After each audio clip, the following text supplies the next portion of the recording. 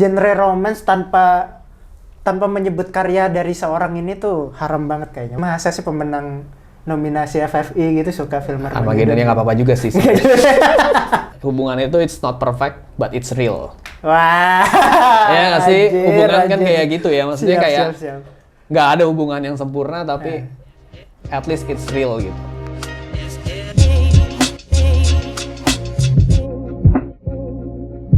Oke, balik lagi di konten B-Movie.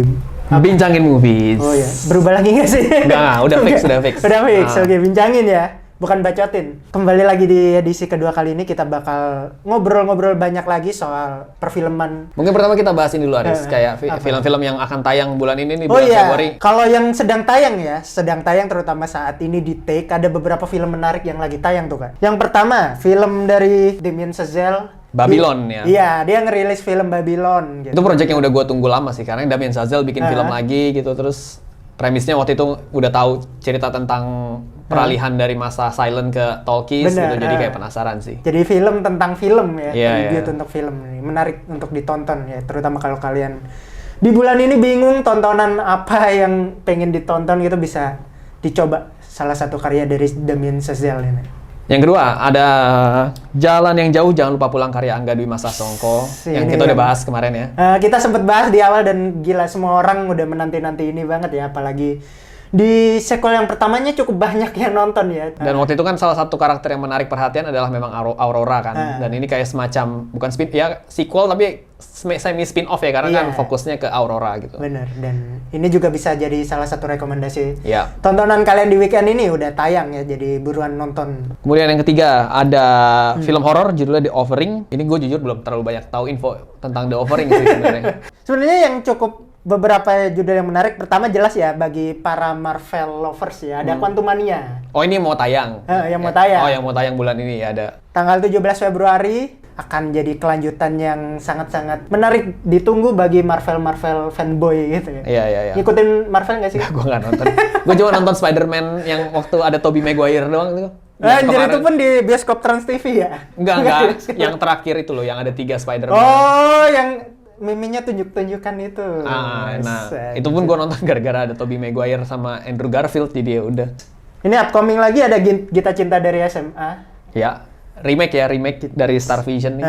Yang main Prilly sama Yesaya Abraham kalau nggak salah ya. Benar banget. Jadi ini salah satu film lama yang hits di tahun 80-an, dan sosok Galih dan Ratna itu kan ikonik banget ya untuk salah satu legend dari romance lah yang akan kita bahas juga ya, soal romance film nih. Kita akan bahas lebih lanjut soal romance nanti. Yang terakhir sih yang upcoming dan cukup menarik banget sih, ada satu film judulnya Bismillah Ku Nikahi Suamimu ya. Wah, judulnya udah ini ya, memancing perdebatan ya. Bismillah Ku Nikahi Suamimu. Udah nonton trailernya? Jadi judulnya itu premisnya tentang apa ya? Tentang ya Bismillah Ku Nikahi Suamimu. Gue nonton trailernya kayak gitu ya, intinya. Pokoknya tonton aja sendiri, pasti penasaran banget kan. Nggak ketebak lah pasti ya, kayak ini genrenya bakal kayak gimana, pasti nggak ketebak. Ya, tapi kalau lu boleh pilih satu nih yang lu tonton di bulan Februari ini, yang tadi list yang bakal lu pertama kali lu tonton apa nih? Bismillah Ku Nikahi Suamimu. Oke, sip. Jadi itu yang lu bakal tonton pertama. Penasaran aja kayak seperti apa sih perspektif dari kisah cinta yang kayak gini-gini itu. Oke, lanjut. Tadi udah kita ngomongin soal Gita Cinta dari SMA, yang ngomongin romance. Dan kebetulan bulan Februari ini juga bulannya berkaitan soal Valentine, cinta-cintaan. Jadi kita pengen ngebahas soal film romance. Macam-macam sih, bisa kita bahas dari macam-macam nih. Ada film romance yang kalau teman-teman mungkin ada pendapat soal film romance yang menurut kalian paling oke sepanjang sejarah, juga bisa tulis di komen. Tulis di komen aja. Mungkin kita bahas dari yang ini dulu kali ya, guilty pleasure ya. Jadi kayak film yang mancing ya di awal ya. Film yang apa ya, yang kayak film romance yang kayak ditonton tuh bikin nagih, tapi lu sendiri kayak merasa bersalah gitu nonton filmnya. Kalau lu tuh apa? Guilty pleasure-ku tuh film romance tuh Le Bonheur, karya Agnes Varda ya, nanti muncul cuplikannya. Ini itu romance. Apanya yang guilty anjir nonton Agnes Varda? Guilty dariku karena ini kan endingnya sangat-sangat dark gitu, tapi ada seorang ibu rumah tangga diselingkuhi dan memilih bunuh diri, terus suami dan selingkuhannya melanjutkan hidup seperti biasa saja. Ibu rumah tangganya bunuh diri, terus mereka kayak melanjutkan hidup tetap normal gitu, kayak Gila, dark banget. Tapi di satu sisi kayak anjing, dia berani banget ya bikin cerita kayak gini, terlepas dari apa ya alasan dia membuat itu di belakang kayak gimana itu, tapi kayak gimana pun juga kayak secara moral tuh sebagai penonton tuh ngerasa kayak nggak tega, apalagi sosok perempuannya tuh bener-bener yang lovable banget. Dia bahkan bilangnya ya merelakan suaminya dan sebagainya, tapi akhirnya dia bunuh diri gitu, dan udah gitu. Setelah itu tetap suaminya melanjutkan hidup dengan selingkuhannya dan membesarkan bayi-bayi dari situ. Kayak dark sih, tapi dark, romance ya. tapi cukup apa ya, cukup hit sekali gitu loh. Kayak Tapi itu lo nonton berkali-kali berarti? Enggak sih, jujur pleasure anjing, kalau nggak nonton berkali-kali nggak sekali. pleasure. Ya sebenarnya, tapi selalu ku bahas kayak aku selalu kayak disuruh menyebutkan rekomendasi film, aku selalu merekomendasikan ini karena diam-diam aku suka, terlepas dari moral ya, tapi suka banget gimana dia portraying isu perselingkuhan dengan sangat-sangat dark gitu. Kalau dari Kak Jason gimana nih? Guilty pleasure gue justru film-film Michael Bay sih.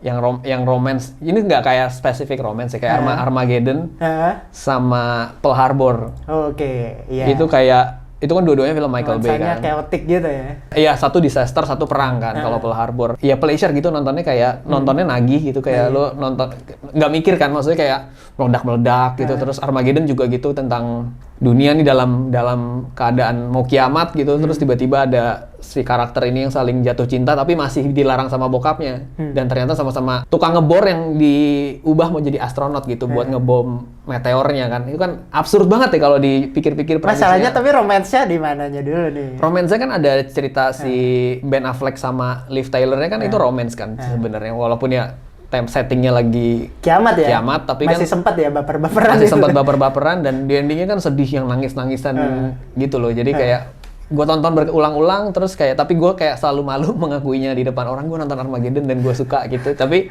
ya gue tonton aja berulang-ulang terus itu film si Armageddon.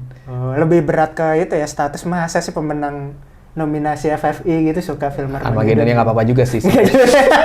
Oke. Satu lagi kan Pearl Harbor juga gitu, cerita tentang lagi mau dibom tuh Pearl Harbor, yang pengeboman Pearl Harbor. Terus ada 1, 2, 3 karakter cinta segitiga yang main Ben Affleck juga. Iya. Sama Kate Beckinsale kalau nggak salah ya. Itu juga ini kan, mereka pacaran terus yang satu kayak meninggal, terus akhirnya pacaran lagi sama teman baiknya gitu. Ya mirip Bismillah ku nikahi suamimu tadi ya, kayak nggak mikir, lu nikmatin terus sedih juga, baper-baperan, tapi lu tetap malu gitu mengakuinya lu suka Pearl Harbor, tapi ya lu tonton juga gitu. Ya kita selalu punya film-film yang seperti kita itu selalu ya. Punya film-film diam-diam gitu. Di kesunyian menyukai itu gitu. Oke. Film romance yang endingnya paling nyesek kali ya. La La Land sih, apalagi yang endingnya. Ya lu tahu sih, kayak lu nggak sadar menikmati kisah cinta dan lu berpikir bahwa dua karakter protagonis ini tuh bakal, karena kan udah dibuat naik turun kan, udah dibuat kayak mereka berpisah, tapi tiba-tiba di ending ketemu lagi, terus ada lagi satu kayak plot menjelang, ya kayak koda gitulah, menjelang ending yang kita dikasih sebuah imajinasi gitu, tapi tiba-tiba dipatahkan lagi gitu. Kayak lu nggak siap, gitu. Lu nggak expect. Oh ya, walaupun kalau lu nonton lagi terus lu pikir-pikir ya ini kan klasik romance, bisa aja endingnya selalu kayak gini kan. Tapi ketika lu nonton pertama kali, lu dibuat tidak sadar dengan ending itu dan nggak siap. Lebih nggak siap sih, dibuat nggak siap sama ending kayak gitu. Tapi Kak Jason nangis nggak sih? Si Flo yang waktu itu nangis tuh, kayak cuma gue kayak bukan yang nangis sampai gimana banget, tapi nyesek gitu loh. Kayak gue inget banget yang udah masuk credit title, lampu nyala, itu kayak beneran anjir udah kelar nih filmnya, kayak beneran nih endingnya kayak gini, gue nggak siap gitu. Tapi La La Land emang sedih banget ya, apalagi buat saya seorang sad boy sih, aku nangis sih nonton. Kalau lu apa emang film yang endingnya tuh? Oke. Agnes Varda tadi. Ini film Indonesia yang ya untuk apa ya, untuk para sad boy juga jadi icon banget sih. Love for Sale yang pertama. Oh. Gila. Della Dartian juga dong. Della Dartian, apalagi karakternya seorang Richard, bapak-bapak parubaya yang masih krisis identitas ya, kayak scene Richard di awal itu yang kayak pagi-pagi garuk-garuk itu relate banget ya. Ya udah kayak itu kesendiriannya, hanya berbicara dengan kura-kura, terus dalam satu momen dalam hidupnya tiba-tiba datang seorang perempuan yang tiba-tiba memenuhi segala kriteria yang dicari gitu. Kayak itu mengubah segala hal dalam hidupnya yang serba abu-abu, serba monoton, memberi harapan yang ternyata palsu gitu. Kayak endingnya kayak wah ya nyesek sih, nyesek, tapi nyesek yang kayak bahagia. Karena gimana pun juga kayak aku dalam satu fase hidup kayak pernah merasa stagnan gitu, terus kayak merasa kayak anjir kenapa sih cinta nih tiba-tiba datang merusak kestabilan hidup gue. Tapi kayak di situ tuh ada satu quote yang aku sampai sekarang tuh bahkan pegang banget gitu. Kayak ada satu karakter yang bilang kayak jatuh cinta tuh bisa bikin bodoh orang gitu. Tapi jatuh cinta dengan kebodohannya tuh bukan sesuatu yang buruk-buruk banget kok. Wes. Kayak orang tuh harus merasa bodoh dalam satu hidupnya gitu. Karena kalau lu sempurna banget lu akan jadi seseorang yang mungkin sangat-sangat brengsek atau gimana gitu. Jadi kebodohan tuh penting untuk menjaga kemanusiaan lu gitu. Membuat lu belajar juga ya. Belajar gitu, dan endingnya akhirnya kayak Richard keluar dari zona nyamannya, mencari sesuatu yang entah dia di mana, tapi seenggaknya dia keluar dari stagnansi dalam hidupnya. Dan di situ kayak nyesek banget sih, kayak anjing banget sih Della Dartian PHP doang gitu. Tapi di satu sisi kayak ya ini yang bagus buat Richard gitu. Dan karena itulah saya merantau ke Jakarta untuk mencari Arini gitu. Oke, ngomong-ngomong soal ini ya, ini kan tadi lu bilang udah berkali-kali lu karakter sad boy gitu. Menurut lu karakter film apa sih yang sad boy banget gitu? Terus lu nonton kayak relate banget. Namanya siapa ya? Theodore Her? Oh, Her, ya. Itu tapi salah itu dua satu film Love for Sale dan Her agak-agak ada setipe. Ada setipe, dan makanya kayak sebenarnya sama-sama berbicara soal lelaki dan kesepiannya ya. Dan itulah kenapa saya relate dengan itu ya. Apalagi kalau Her kan lebih abstrak lagi kan sosoknya gitu. Kayak sehari-hari berinteraksi dengan sosok perempuan yang abstrak, yang mana itu artificial intelligence yang mungkin akan bentar lagi kita rasakan ya dengan booming AI gitu. Ya itu nyesek banget sih, kayak itu point out kesepian orang modern dengan baik gitu kan. Jangan bikin film yang kayak gitu lagi ya, tolong. Her tuh udah kayak titik ininya ya. Sama lagu Creep tuh udah kayak itu anthemnya para sad boy kan kayak. Kalau gue karakter sad boy yang ada yang selalu gue suka tuh ini. Jadi ada satu penulis Inggris namanya Richard Curtis. Nah, dia itu penulis film-film kayak Four Weddings and a Funeral, terus Notting Hill, terus yang terakhir tuh About Time tuh dia juga yang bikin. Dan nggak ada yang tahu sih. Dan karakter-karakternya tuh yang waktu itu dulu yang mainin Hugh Grant semua kan. Jadi kayak sebenarnya kayak film-film romcom pada umumnya gitu. Cuman si penulis yang namanya Richard Curtis ini tuh kayak punya kayak sentuhan yang selalu dia banget gitu. Dan karakter-karakternya kalau diperhatiin itu karakter-karakter sad boy banget gitu. Misalnya nih ada yang judulnya Notting Hill, nanti teman-teman bisa cari juga tuh Notting Hill. Jadi yang main si Hugh Grant ini, dia ceritanya tentang dia tuh penjaga toko buku kecil gitulah di sebuah kota kecil di Inggris. Suatu ketika toko bukunya itu dimasukin sama artis Hollywood terkenal banget, yang main Julia Roberts kalau nggak salah ya, Julia Roberts masuk. Terus mereka berdua tuh kayak ketemu dan saling jatuh cinta satu sama lain gitu di toko buku. Tapi kan beda status banget. Yang satu penjaga toko buku indie kecil gitulah. Yang satu artis Hollywood yang namanya itu lagi besar-besarnya gitu. Terus ya udah karena berharap, tapi kan lu namanya ngimpi juga sama artis Hollywood gede gitu. Nah, tapi ya sepanjang jalan cerita kita ngelihat si karakter sad boy ini tuh akhirnya tumbuh dan nonton sendiri deh pokoknya itu. Tapi karakternya selalu kayak gitu gitu. Nah, film yang kayak di lain tuh kayak About Time, si karakter laki-lakinya yang gue lupa yang main siapa tuh. Yang perempuannya Rachel McAdams kalau nggak salah yang main. Itu juga ada fantasinya tuh. Jadi kayak tentang mesin waktu gitu. Cuma mesin waktunya kalau lu masuk ke dalam lemari, lu merem, terus tiba-tiba lu bisa jump ke satu momen tertentu gitu. Nah, karakternya juga mirip-mirip kayak karakter-karakter sad boy yang punya impian yang halu gitu, tapi sebenarnya dia bisa ngejalanin itu. Nah, kalian nonton deh film-film. Kalau kalian suka karakter-karakter sad boy, gue merekomendasikan si penulis Richard Curtis. Kayaknya ini apa ya? Hasrat terpendamnya Richard Curtis juga mungkin iya.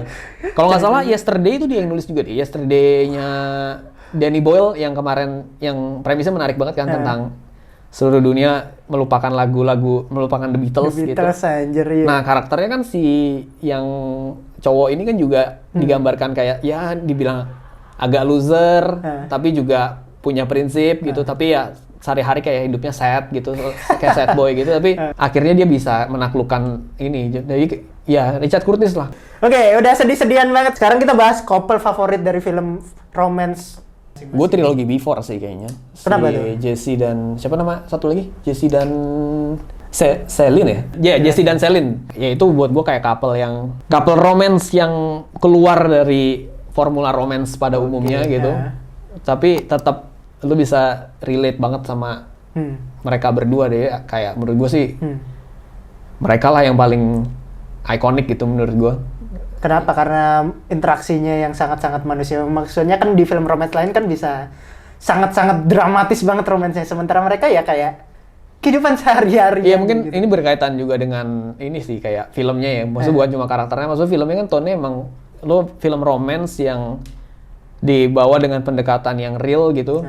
Tapi bisa tetap lo ngerasain stake kayak gimana sih kalau mereka berpisah gitu. Iya. Sebenarnya kalau lo perhatiin, maksudnya kan formula-formula film romance kan stake-nya tuh selalu biasanya dibikin tinggi. Kayak mereka bisa pengen bersama, tapi kalau nggak mereka bisa bersama, ada apa nih orang tua, kadang-kadang dimasukin kayak gitu. Padahal mereka ini trilogi Before, terutama Before Sunrise yang pertama, itu kan simple banget kayak dua orang ketemu, saling jatuh cinta, dan stake-nya adalah ya udah mereka berpisah. Mereka tahu mereka akan berpisah suatu saat, yaitu di pagi hari sunrise itu kan.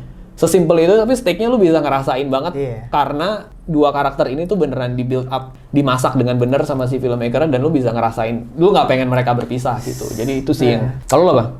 Kalau aku jelas ya, kayak kita menyebut genre romance tanpa menyebut karya dari seorang ini tuh haram banget kayaknya. Wong Kar-wai dong. In the Mood for Love. Bukan, couple yang di Chungking Express. Ada yang diperanin Tony Leung sama Faye yang Faye polisi dan pelayan Iya, itu. iya. Nah itu kayak anjir kayak. Aku kemarin baru nonton lagi kan di JAV di layar besar akhirnya. Gimana tuh sensasi nonton Chungking Express di... Pengen jerit-jerit banget kayak gemes banget gitu. Apalagi sosok Faye gitu yang kayak sosokan kayak ngebersihin diem-diem itu kayak ya itu cuma ngebersihin loh padahal. Tapi kenapa kayak kita tersentuh banget gitu dan sambil California Dreamin. Iya, dan vibing gitu kan kayak ya itu sebenarnya kayak seolah-olah sepele banget kan. Tapi entah kenapa di tangan Wong Kar-wai itu kayak charming banget. Apalagi Tony Leung dan Faye ini entah kenapa tuh kayak sosok couple yang ngegemesin gitu loh. Kayak di satu sisi kan kayak so cool dan sebagainya. Sementara si Faye tuh kayak vibe-nya bagus, tapi tetap kayak berusaha kayak menutupi perasaannya gitu. Iya, gue tuh gak sempet nonton waktu di JAV, tapi gue nanya temen gue yang nonton Chungking dan In the Mood for Love di JAV, di layar lebar, hasil restorasinya. Dan gue nanya kayak pendapat lo gimana gitu nonton film Wong Kar-wai Masterpiece itu di layar lebar. Dan kata temen gue itu, ya sebenarnya sensasi nontonnya secara cerita lo udah nangkep karena lo udah pernah nonton itu di layar lain kan yang lebih kecil gitu. Nah cuma pas nonton di layar lebar lo beneran kerasa banget ini sebagai film kayak penanda zaman gitu loh. Dari musik-musiknya, tone visualnya, dari cara membuatnya yang gerilya kan, kayak lightingnya dikit dan itu kan 90s banget ya. Itu kayak musik-musik 90s terus kemudian cara kameranya bergerak satu sama itu juga 90s banget, era-era MTV gitu kan. Jadi kata temen gue yang lo rasain sensasi itu gitu, sensasi lo travel kembali ke sebuah era di mana ya itu yang lo rasakan gitu. Nah itu kerasa banget ketika dia nonton di layar lebar gitu. Bener, dan apalagi kita menonton dengan orang-orang yang sama-sama kayak terobsesi dengan itu, jadi lebih nambah lagi powernya. Dan bener-bener kayak Tony Leung dan Faye adalah apa ya, benchmark hubungan dalam hidup saya sekarang jadinya. Kita harus ngepel supaya romantis ya. Oke, sebelum kita tutup nih, kayaknya nggak afdol kalau kita nggak mention menurut lo satu film romance yang menurut lo bisa dibilang terbaik lah buat lo gitu. Dan kenapa? Kalau aku dulu ya In the Mood for Love sih. Lagi-lagi kayak Wong Kar-wai lagi ya, kayak udah hafal gitu, udah tahu mereka bakal kayak gini. Tapi entah kenapa kayak sensasinya tuh tetap sedih banget ngelihat gimana Tony Leung dengan Maggie Cheung gitu kayak berinteraksi hanya melalui gestur, melalui papasan, shoot-shoot yang tiba-tiba melambat kayak gila. Ini beneran Wong Kar-wai itu kayak orang yang paling romantik yang pernah gua kenal gitu. Kayak di filmnya aja kayak wah ini puncak dari film romance gitu. Kayaknya ya udah kayak beneran semua hal dalam filmnya tuh setiap aspek tuh ngena banget, dari musik, interaksi antar aktornya yang benar-benar nggak banyak ucapan tapi beneran kayak dari gestur gitu, shoot-shootnya yang brilian, indah, sederhana kayak nyodorin makanan aja aku bisa kayak nyes gitu. Ngerokok dengan asap-asapnya itu juga ya. Dan balik lagi ya kayak fantasiku Tony Leung banget kan.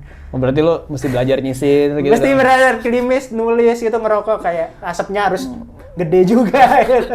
Namanya cinta tuh ini gitu, nggak hanya soal saling memiliki tapi juga soal merelakan demi kebahagiaan masing-masing gitu. Asik. Ini nih aku wah gitu, kayak gila sih gila. Kalau dari Kak Jason nih apa nih? Gue sama sih trilogi Before sih, trilogi Before. Menurut gue film romance favorit gue adalah Before Sunrise. Yang terutama dari trilogi Before itu Before Sunrise, karena menurut gue film itu kayak cermin ya, maksudnya kayak cermin dari, ya semua film kan selalu dibilang kayak cerminan realita kan. Ya cuman kan persoalannya cermin itu juga bentuknya macam-macam, ada cermin cembung, ada cermin cekung gitu, kadang ada cermin yang memanipulasi tampang apa yang lu lihat jadi kayak seolah-olah lu lebih kelihatan sesuai yang lu inginkan gitu. Tapi sebenarnya kalau Before Sunrise menurut gue kayak cerminan yang paling real gitu, yang ngasih lihat diri lu sehari-hari lu bisa lihat gitu. Jadi kayak film romance yang nggak ada apa namanya, nggak dilebih-lebihkan, tapi di saat yang sama lu bisa ngerasain stake apa namanya kayak pertaruhan yang dihadapi dua karakter ini kalau nggak mereka bersama gitu. Jadi ya apalagi kalau udah nonton tiganya ya, jadi kayak ada sense time travel dari satu masa ke masa lain dan gue kan telat 10 tahun kan sebenarnya dari karakternya si Jesse dan Celine ya. Jadi filmnya itu ada dulu, terus 10 tahun gue baru bisa ngerasain apa yang mereka rasain gitu, karena selisih umurnya kayak 10 tahun. Nah, kayaknya di fase, sekarang gue udah di fase kayak before sunset-nya, jadi kayak bisa ngelihat, pas nonton lagi kayak time travel-nya makin berasa. Mungkin nanti suatu saat gue akan nonton Before Midnight, dan akan ngerasain, nge-feel lagi, mungkin gue tonton ulang Before Sunrise dan Sunset sambil Before Midnight gitu, dan ngerasain ketika gue di umur itu sensasinya pasti akan beda. Jadi menurut gue itu film yang abadi banget sih, kayak film yang bisa lo tonton sampai kapanpun tuh kayak akan sense-nya tuh bisa jadi menemukan hal yang baru juga. Bahkan cobalah menonton Before Sunrise sebelum matahari terbit, kemudian nonton Before Sunset sebelum matahari terbenam di hari yang sama, tunggu sebentar lagi makan malam, dan sebelum tengah malam nontonlah Before Midnight di malam yang sama gitu, dan coba rasakan sensasinya itu. Kalau dari Kak Jason nih sebagai penutup, pelajaran apa sih yang didapat dari trilogi itu emangnya dari dalam soal hubungan gitu? Seperti quotes-nya si Jesse di Before Midnight ya, kayak hubungan itu it's not perfect but it's real. Wah. Ya nggak sih, hubungan kan kayak gitu ya, maksudnya kayak siap. nggak ada hubungan yang sempurna, tapi at least it's real gitu. Ya mungkin itu aja ya kita bahas romance ini. Kalau kalian punya pendapat, misalnya punya pendapat yang sama, bisa tulis di komen, atau kalian ngerasa punya juga yang belum di-mention, bisa tulis di komen, nanti kita bisa ngobrol-ngobrol di situ. Atau mungkin ada yang mau nyebutin kayak film ini tuh aku banget gitu. Boleh jelasin aja, mau curhat soal cinta juga. Boleh ya.